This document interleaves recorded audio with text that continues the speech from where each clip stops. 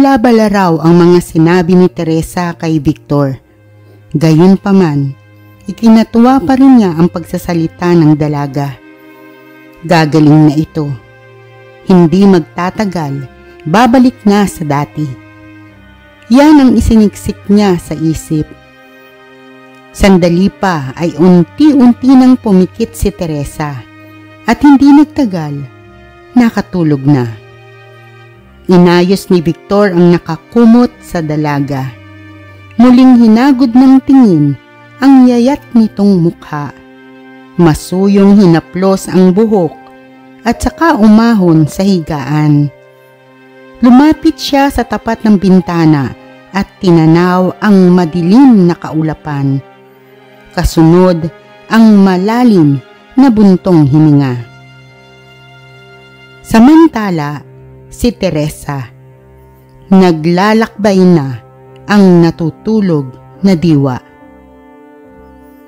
Kasalukuyang nananaginip si Teresa.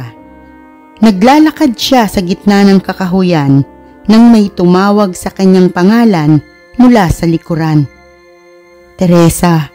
Napahinto siya sa paghakbang at dali-daling lumingon. Nagulat siya, ngunit agad ding napangiti nang makilala ang may-ari ng tinig. Antonio, sambit niya pagkakita sa kasintahang naglalakad palapit. Patakbo niya itong sinalubong. Kumusta ka na, mahal ko? Tanong nito at saka siya ikinulong sa matipunong bisig.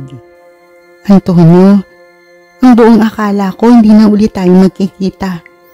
Ang akala ko, pinaslang ka na rin ng mga alagad ng Dark Lord.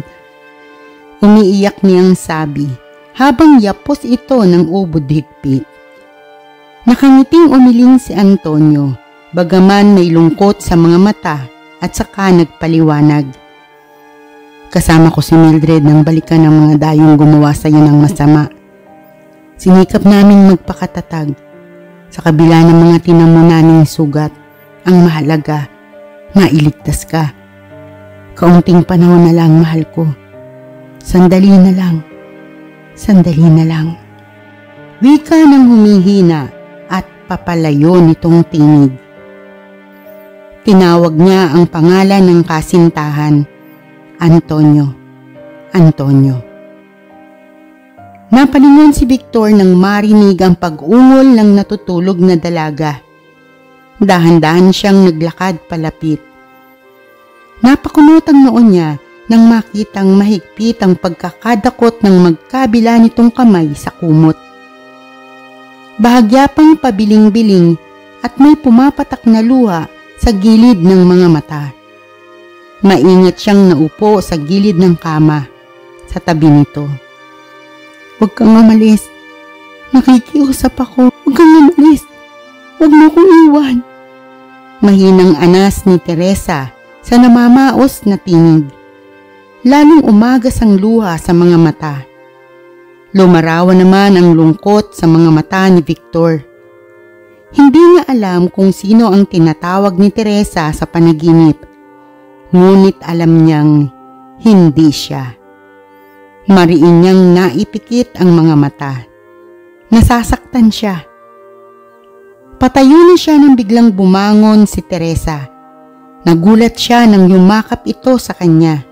Nanginginig ang katawan. Umiiyak. Mainit niyang idinantay ang magkabilang braso sa katawan nito. Magaan ang iginanting yakap. Mahabang sandali pa silang nanatili sa ganoong posisyon hanggang sa unti-unti itong igiya-pahiga upang hindi mangalay. Ngunit hindi pa man nailalayo ang sarili, humabol na ito at lalong hinigpitan ang pagyakap sa kanya, kasabay ng tila pagmamakaawa na huwag niyang iwanan. Mahal kita. Mahal kita. Umiiyak pa nitong sabi. Napangiti si Victor sa pag-aakalang siya ang pinatutungkulan ni Teresa sa mga sinabi. Isang napakatamis na ngiti ang sumilay sa kanyang bibig. Mahigpit niyang niyakap ang dalaga at buong pagsuyong sinabing, Huwag kang mag-alala, Teresa. Hindi kita iiwan. Mananatili ako sa iyong tabi. Matapos ang ilang sandali ay muli na niya itong iginiya pahiga. At habang hinahaplos ang ulo nito, ay muling sinabi ang binitiwang pangako. Halos sumapunit ang bibig ni Victor sa lapad ng pagkakangiti nang dahan-dahang ngumiti si Teresa. Nakapikit pa rin at nasa malalim na pagtulog. Samantala, sa kinaroroonan ni Antonio. Tahimik ang binata habang nakatanaw sa kawalan at binabalikan sa alaala ang bangungot ng nakaraan. Bumalik siya sa kakahuyan upang hanapin at makaganti sa mga dayong inakalang lumapastangan kay Teresa. Hindi niya naitaboy si Mildred na sumunod pala sa kanya. Ayon dito'y matalik na kaibigan si Teresa at tulad niya, gusto rin itong bigyan ng hustisya ang nangyari sa kaibigan. Ngunit naikot na nila ang buong kakahuyan. Loob at labas ay wala silang dayong natagpuan. Bigo pa rin silang bumalik sa kanilang lugar. At hindi nila inaasahan ang nadatnan. Bumulaga sa kanila ang kahindik-hindik na sitwasyon at tanawin sa buong paligid.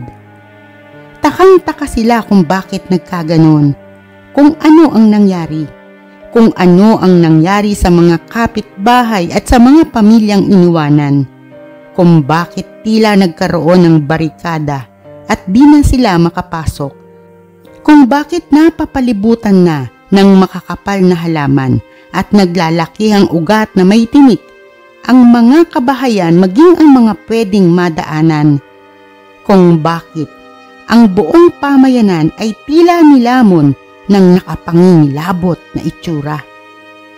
Sinubukan nilang sumuot sa salasalabat na tinik, ngunit sadyang napaka-imposibleng makapasok ni makatuntong man lang sa lupang kinalakhan nila.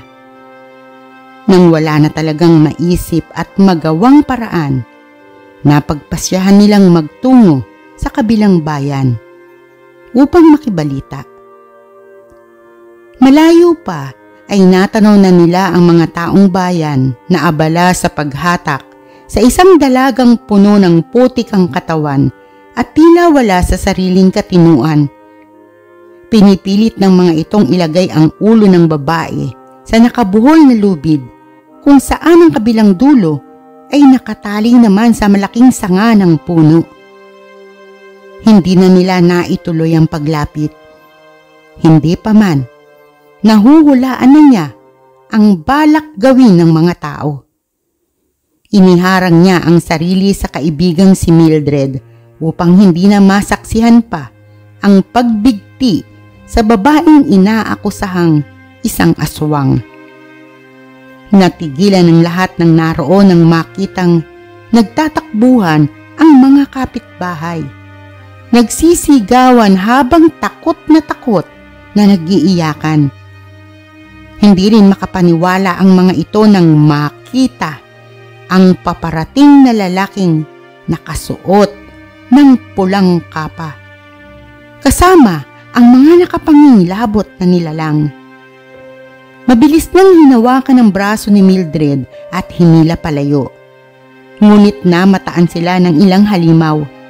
Nasundan sila pabalik sa kakahuyan. Hindi pinalad si Mildred at nasawi. Nagawa niyang makatakas ngunit malubha siyang nasugatan. Halos mabaliw siya sa nangyari. Hindi siya makapaniwala na totoo pala ang alamat. Na totoo pala ang sinabi ng kasintahan. Nagbalik nga ang Dark Lord at papatayin silang lahat. Naiiyak siya sa halo-halong emosyon, gulat, takot, panghihinayang at galit. Kung sa mga dayo pa lang ay wala na siyang nagawa, sa halimaw na Dark Lord pa kaya, Pinagbabayo niya ang sariling dibdib sa senaryong nabuo sa isip. Kung ano ang malagim na sinapit ng mga kababaryo, ng mga mahal sa buhay, at ng kasintahan. Gusto niyang hanapin ang mga ito, hanapin si Teresa. Handa siyang gawin ang lahat, mapatay lang ang mga halimaw na naminsala sa kanila. Hindi niya kayang lumaban kung sariling lakas lang ang mayroon siya. Hihingi siya ng tulong sa mas makapangyarihan pa kaysa sa Dark Lord. Kung ang inakala nila noong alamat ay totoo pala, marahil ay totoo rin ang sabi-sabi na mayroong hari ng kadiliman. Maaaring totoo rin kung paano ito tatawagin. Madilim ang anyo at puno ng galit at paghihimagsik. Binuhat niya ang walang buhay na katawan ni Mildred. Ito ang gagamitin niyang alay. Alam niyang maiintindihan siya ng kaibigan sa kanyang gagawin. Alam niyang mapapatawa din siya. Inilatag niya ang katawan nito sa damuhan at saka pikit matang ginilitan. Gaya ng Dark Lord, alamat din ang tungkol sa pinakaunang demonyong ginawa ni Satanas na nagngangalang Lilith. Ito raw ang dapat tawagin para sa isang kasunduan. Inusal niya ang mga salitang ayon sa matatanda ay panawagan, ngunit walang nangyari. Walang Lilith na dumarating. Desidido siya sa gustong mangyari, kaya paulit-ulit niyang tinawag ang pangalang iyon habang iginagala ang paningin sa madilim na paligid. Hinihiling na magpakita ito sa kanya. Hinihingi ang tulong, ang kapangyarihan. Halos mapatid ang mga ugat at litid. Malakas niyang isinigaw ang pangalan ni Lilith. Maya-maya pa ay nagsimula ng yumanig ang lupa. Kasunod ang pagbuhos ng napakalakas na ulan. Bagaman balot ng dilim ang paligid, ay katakatakang kitang-kita niyang unti-unting nilalamon ng lupa ang katawan ni Mildred. Sindak na sindak man sa nasasaksihan, ay sinikap niyang pakalmahin ang sarili. Nagaganap na ang gusto niyang mangyari. Paparating na si Lilith. Masyadong mapanganib ang piniling daan ni Antonio.